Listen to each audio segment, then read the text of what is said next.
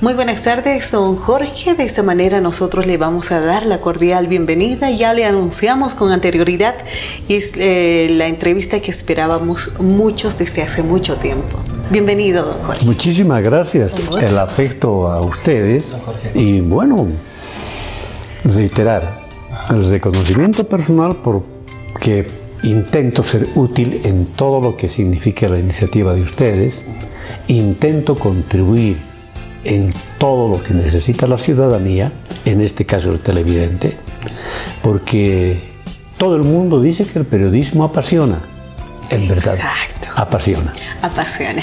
En este momento, la verdad es que nosotros estamos un poco preocupados, ¿no?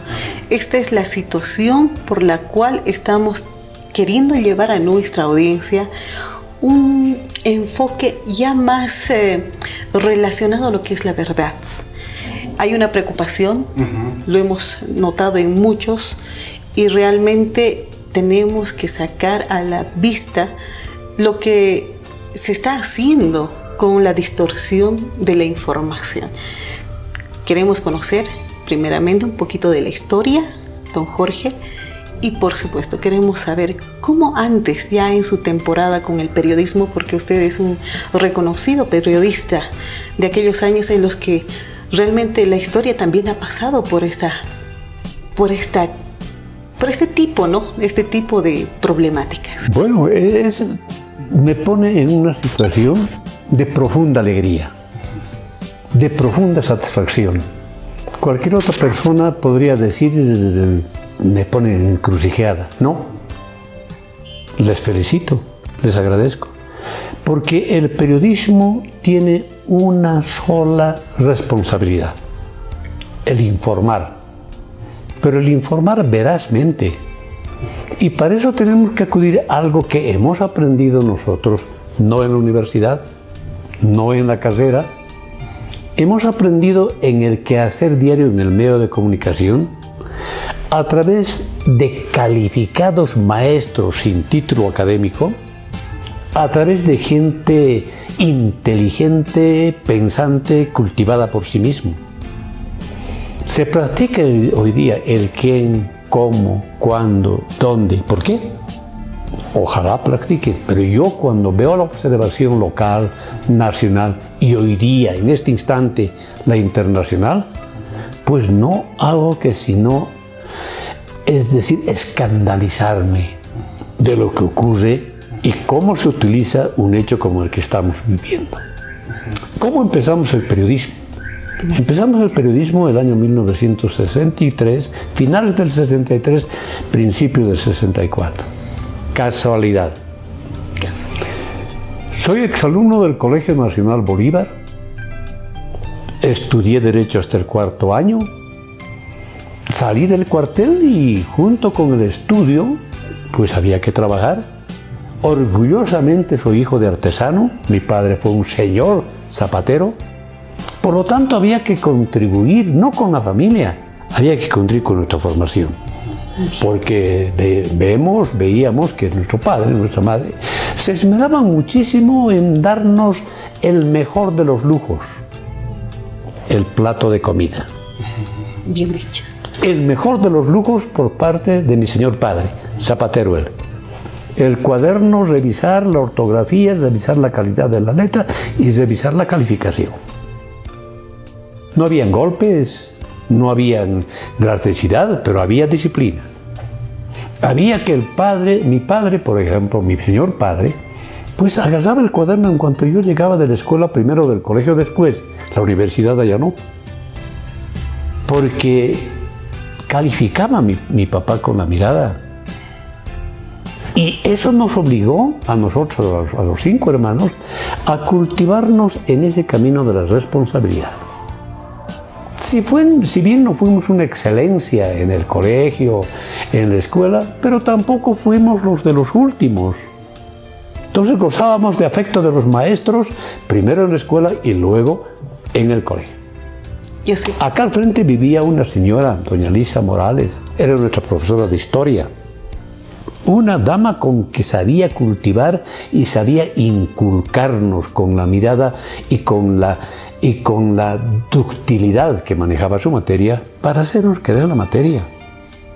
Había un maestro, don Daniel Salamanca Trujillo, abogado él, posteriormente fue nuestro profesor de historia, para hablar simplemente de la cañada de Stronges o de Nanagua, en aquella del Chaco, pues nos hacía vivir en el aula, porque sabía cómo educarnos y cómo hacernos partícipes. Entonces el alumno, el estudiante salía totalmente embelesado, yo uno de ellos. Felicitarle, la verdad es que estamos muy contentos de tenerlo y realmente la capacidad con la cual pues usted se ha ido formando durante todo el trayecto de su vida. Mucho tiene que ver mi señor padre, mi señora madre y mis maestros. Por eso siempre digo, mis padres y mis maestros merecen todo el homenaje, y mi colegio. Y junto con mi colegio, la iglesia, que me ha enseñado a amar a Oruro, que me ha enseñado a querer a este solar que merece mejor suerte, que me ha enseñado, y estoy convencido de que a partir de Oruro se ha hecho la nacionalidad. Don Jorge, comenzamos por el tema nacional. Ahora ya involucrándonos en lo que significa lo que vamos pasando en este tiempo, el cual es realmente muy duro para los bolivianos, ¿no? Momentos tristes los cuales vivimos, porque hay una incertidumbre total en el país. No sabemos qué puede pasar mañana, pasado. Las horas son prácticamente las que contamos todos los bolivianos para que todo se mejore. Pero vemos tiempos difíciles. ¿Cuál es la labor del periodismo en estos tiempos? ¿Cómo lo ve usted el periodismo nacional, por sobre todo, primeramente? Asumir lo que nunca debería olvidarse. Ejercer el periodismo a entera cabalidad. Del periodista hoy día, ayer o mañana, dependerá la estabilidad de cualquier sector de opinión pública. En este momento, el periodismo en Bolivia, marginada la televisión boliviana en el sistema anterior hace una semana, hay un equilibrio que no vamos a reclamar de todo el mundo en este momento que el equilibrio sea realmente racional. Cierto, podemos equivocarnos, pero hasta antes de ahora varios canales identificados no con el gobierno, identificados con la prebenda, identificados con lo que significa negocio material. Ustedes, perdón si me equivoco, pues tengo que no magnificar, pero tengo que resaltar esta inquietud de tener un medio o un espacio, en un espacio donde les está costando su sacrificio. Yo tengo 56 años en el ejercicio del periodismo. Yo no he podido asumir acción económica para instalar una emisora. Y ojo que tenía las posibilidades, pero las posibilidades prebendales. Ustedes saben que he ejercido la alcaldía municipal de Oruro en 2 gestiones. Exacto. Ustedes saben que he sido vicepresidente del Senado de la República durante 3 años. 2 años segundo vicepresidente y el último año del periodo de 4 años de legislatura fui primer vicepresidente. Entonces, con esa influencia, podía haber logrado una licencia de canal de televisión, instalar un diario, instalar una emisora, es decir, aprovechar la circunstancia. ¿Cómo justificaba a mi vecino que aparezca con un canal de televisión? Si mi vecino me veía siempre cómo me manejaba, pero el vecino podía engañarle. ¿Cómo respondía ante mis hijos? ¿Cómo respondía ante mi señor padre y ante mi señora madre? Aparecer con la posibilidad de hacer un canal. Entonces, el periodismo es entrega. El periodismo es decencia. El periodismo es honestidad. El periodismo es, en definitiva, riqueza espiritual y pobreza material. Como dice usted, el periodismo nos debemos a lo que es el pueblo, no así a lo que es el Estado, según entiendo, ¿no? Entonces, lo primero que hemos visto en los medios, ya comenzando desde el Ministerio de Comunicación hasta lo que fue el gobierno de Evo Morales, se ha ido distorsionando lo que es la veracidad de lo que pasa. Se ha ido extractando diferentes puntos para mostrar una noticia que no es veraz. ¿Cuál es la opinión sobre este tema? ¿Ha visto los spots que han ido sacando? Vemos un tramo de video real y extractado en diferentes puntos para plantearlo y mostrarlo así a la gente de otra manera. El periodista ayer ganaba un salario, dependía de un salario y estaba inmerso en una planilla. Esa planilla representaba el derecho a la antigüedad, esa planilla representaba el derecho al aguinaldo, esa planilla representaba el derecho a la salud a través de la caja gratuita, esa planilla representaba la dignidad de recibir un salario. Hoy día el periodista está sometido, está chantajeado, está definitivamente criminalizado por el estómago. Porque si no alquila un espacio egresado, titulado de comunicación social, no tiene dónde trabajar. Exacto. Entonces, en este tipo de cosas, el país ha estado sometido en estos 14 años por el estómago. Ha prebendalizado a través de la publicidad. El Canal 7 y determinados canales más han hecho del periodismo lo que han querido. Cierto.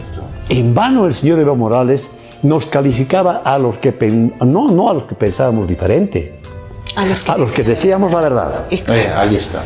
Enviados del imperio, instrumentos de la derecha, bueno, una serie de adjetivos. Exactamente. Que fue gradual además, ¿se acuerda? Cuando comenzó el presidente, empezó justamente a apuntar a los periodistas, los decía ya que son parte del imperio y de compañía, entonces empezó gradualmente a reducirlos, ¿no? A someterlos. A amedrentarlos y a someterlos. ¿Desde cuándo comenzó aquello? Según su... Desde los 10 meses, desde el año del ejercicio de su mandato, de su primer mandato. Creo que comenzó esto justamente con cuando un periodista le hizo una pregunta al presidente en aquel tiempo, y bueno, y ya el presidente lo increpó. Claro. En aquel tiempo. Ahí comenzó, y no sé exactamente el año, comenzó justamente la persecución, se puede decir, para justamente ya llegar al objetivo principal, que era someter totalmente. Olvidando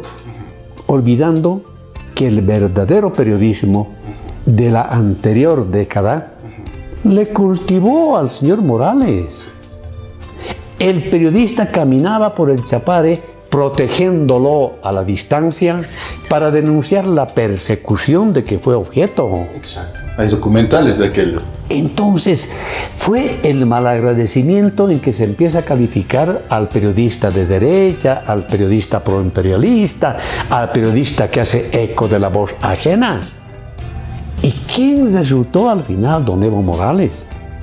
Engañándonos. Perdón, no puedo pluralizar, engañándome. Porque les sorprenderá, yo voté por el señor Morales las 3 veces. ¿Pero por qué voté? Porque estaba cansado, siendo parte de un partido político, estaba cansado de tanta prebenda, de tanta mentira, de tanto mal manejo del país. Y puse un ejemplo varias veces, perdón. El ejemplo puse, los miristas robábamos con pala de albañil. Uno de mis hermanos me corrigió y me dijo, no hermano, han robado con carretilla de albañil. Sí, le dije, tienes razón. Pero hoy día están robando con pala cargadora. Lo que a mí me interesa en este momento es saber el por qué se ha trabajado de esa manera y cómo tenemos que aclarar a nuestra población estos videos que realmente me causan a mí una preocupación intensa. Porque, como dice, la responsabilidad del periodista es decir la verdad y mostrarla así como venga. Pero hemos visto en todo este trayecto, ya sea desde el comienzo del gobierno de Evo Morales, ahora hasta las últimas fechas donde hemos tenido el enfrentamiento entre bolivianos, lamentablemente se ha ido distorsionando la información.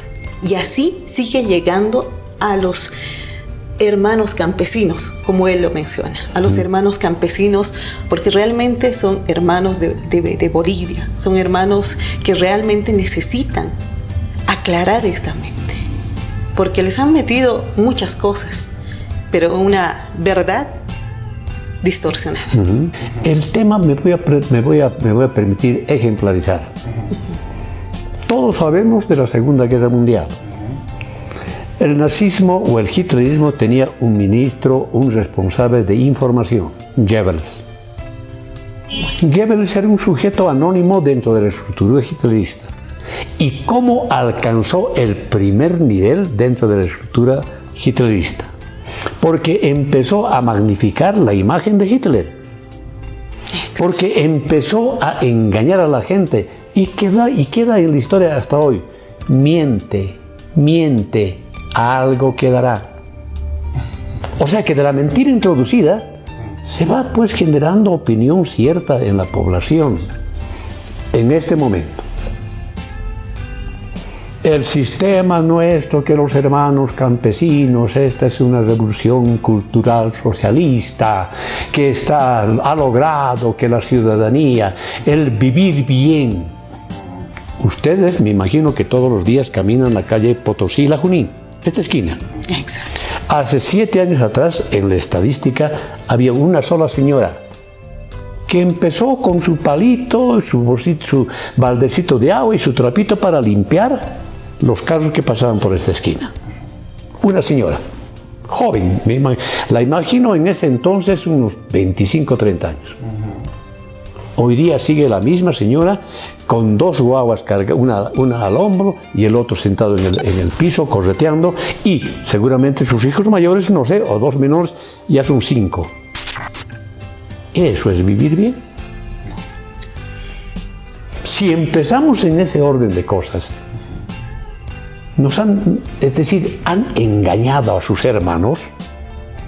¿A quién beneficia ese museo de Orinoca? ¿A quién beneficia esa casa grande del pueblo? ¿Quién utiliza ese helicóptero? ¿Quién utiliza ese avión? ¿Quién utiliza esos autos de seguridad blindados?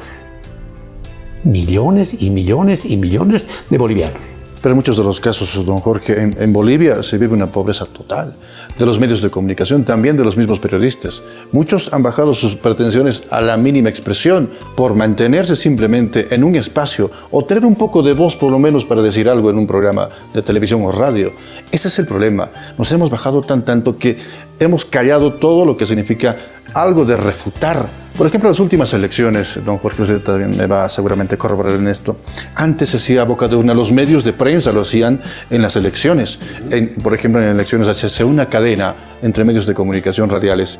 Se hacía a boca de urna la encuesta ya de los resultados de las elecciones. Hoy, cortado todo aquello, no tenemos voz ni voto, tenemos que esperar que una empresa contratada nos brinde los resultados. Pero claro que sí. Es que esta es la forma como han ido estructurando este sistema de gobierno, que mucha gente no quiere aceptar o no quiere darse cuenta. Se ha organizado primero la vigencia de la Corte Nacional Electoral. Ha sido convertida con el órgano electoral nacional. Primero han empezado a ponerle condiciones para que tenga publicidad, que tiene que tener personalidad jurídica, que tiene que tener título, que tiene que tener esto. Luego han continuado con que los espacios tienen que limitarse a 2, 3, 4, 5 minutos. Ahí está. Y finalmente lo que usted señala, prohibido que los 3, comunicadores sociales ustedes y yo periodista, hagamos ejercicio democrático de la libertad de prensa. ¿Para qué? Lo que ha ocurrido.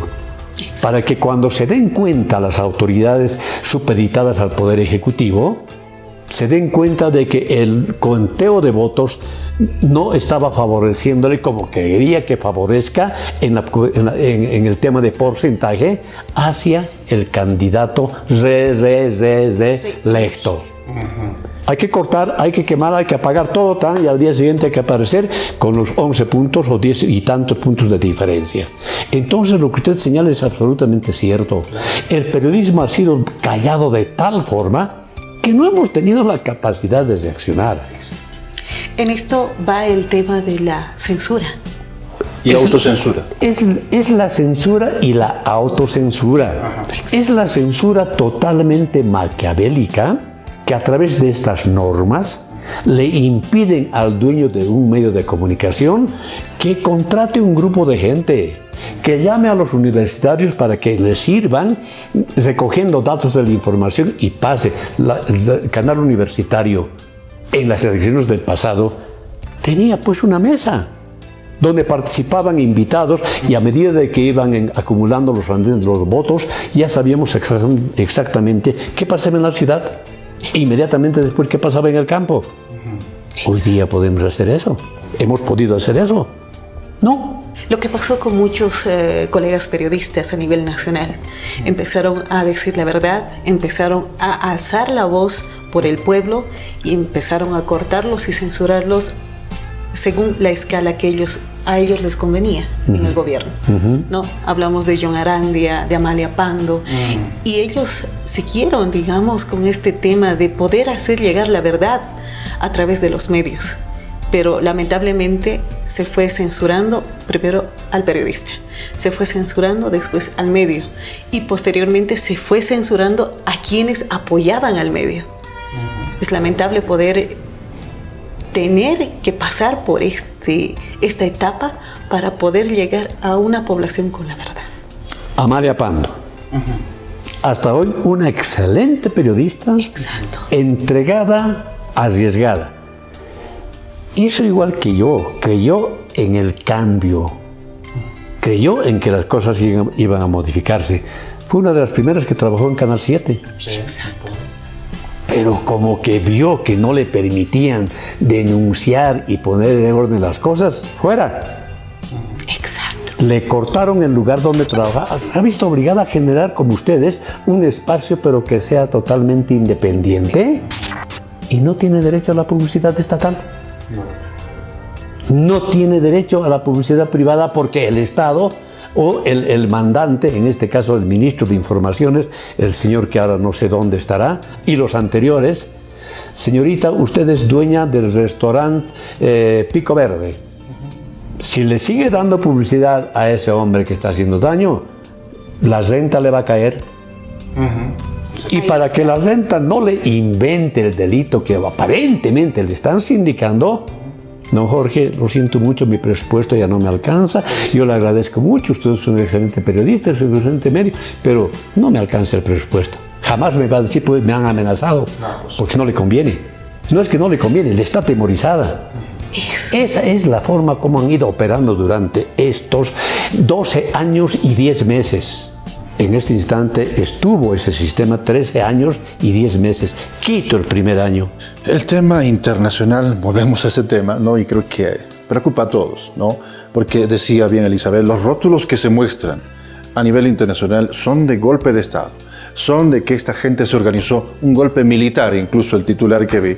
Y lo peor aún, don Jorge, lo que vi esta tarde justamente, el tema de que se están utilizando hasta niños para brindar un mensaje al país supuestamente o hacer llegar la tristeza argentina, diciendo de que le van a quitar los bonos, a los niños los van a dejar en la calle, sus papás van a estar sin trabajo, en fin. Todo ese tipo de cosas son realmente lamentables para el periodismo internacional en este caso. Desde el punto de vista periodístico y desde el punto de vista de ciudadano común y corriente, asumo las dos responsabilidades personales, criminales. El señor Morales se ufanaba de decir del imperio. De Venezuela no me preocupa tanto porque tiene un excelente canal, pero mal utilizado. Pero me preocupa Telefe. Y encuentro una explicación. Hace menos de un mes han ganado las elecciones, es decir, la gente que está afecta al peronismo y al kirchnerismo. ¿No es cierto? Fernández. Entonces, esa gente que está a poco de entrar al gobierno, y el actual presidente que poco tiene que hacer, porque ya no le queda tiempo, esa gente empieza pues a aleccionar y a utilizar. ¿Para qué? Para pretender significar de que ese viejo denominado socialismo, que nunca ha habido en Bolivia socialismo, porque el socialismo no es el crimen que han cometido, no los masistas, los conductores del MAS. Entonces es criminal. Y me pregunto, y me respondo al mismo tiempo, me pregunto, ¿por qué no vinieron los de Telefe, los argentinos fundamentalmente, el 21 de octubre cuando empieza la reacción boliviana como consecuencia del fraude electoral producto del apagón electrónico? ¿Por qué no estuvieron acá?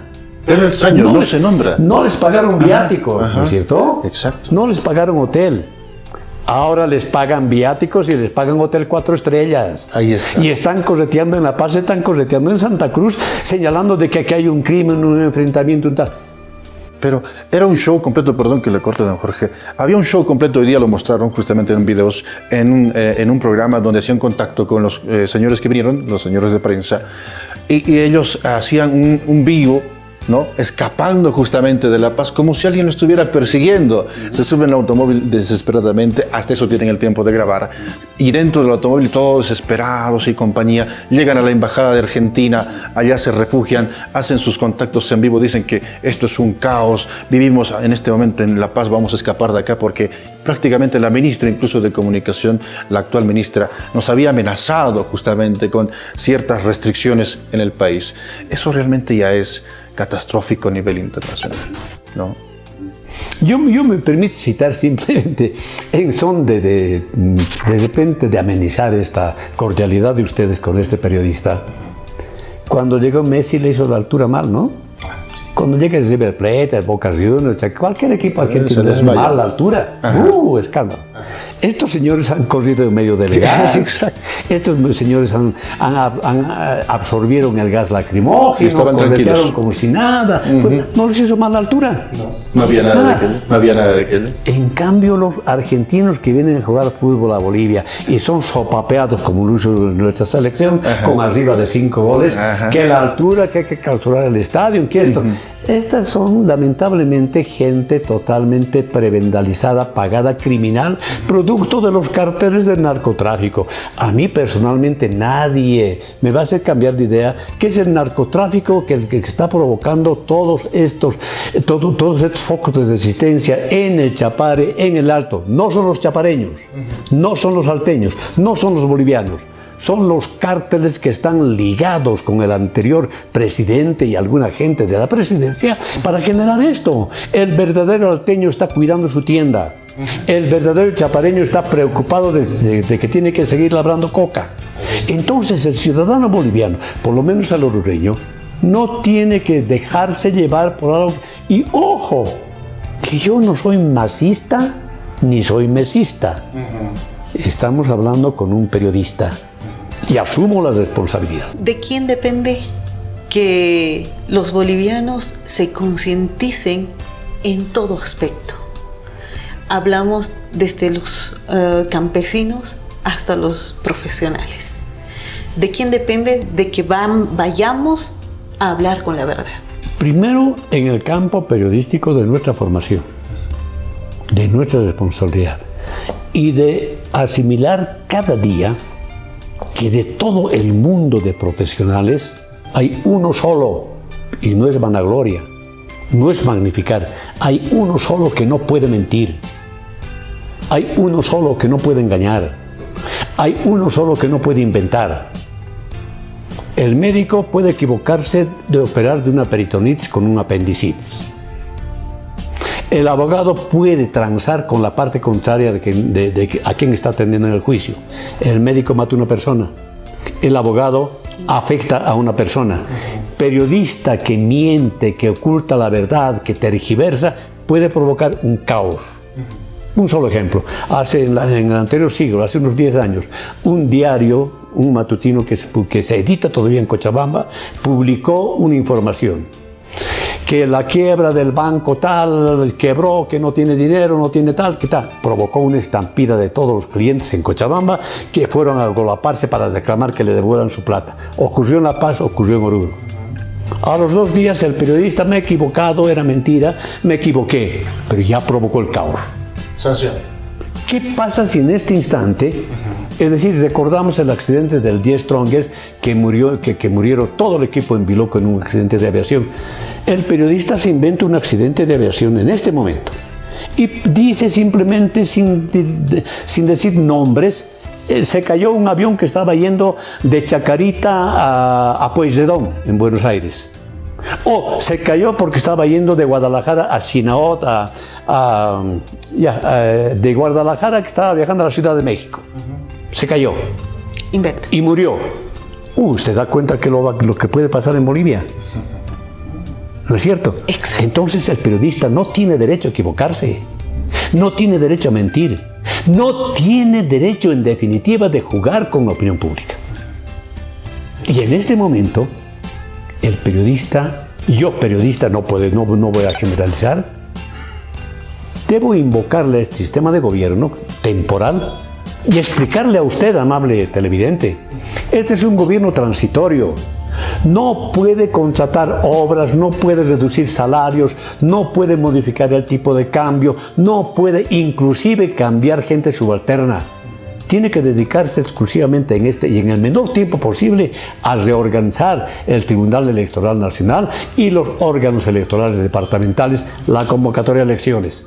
¿Quién está hablando de que le van a quitar su casa, que esto, quitar? Le han hecho lo mismo al señor Morales. Le han dicho que dentro de este intento del socialismo va a quitar esto, va a quitar el otro, va a quitar tal. Y el periodista no tiene que divulgar esa información. El periodista no puede hacerse eco de este tipo de barbaridades.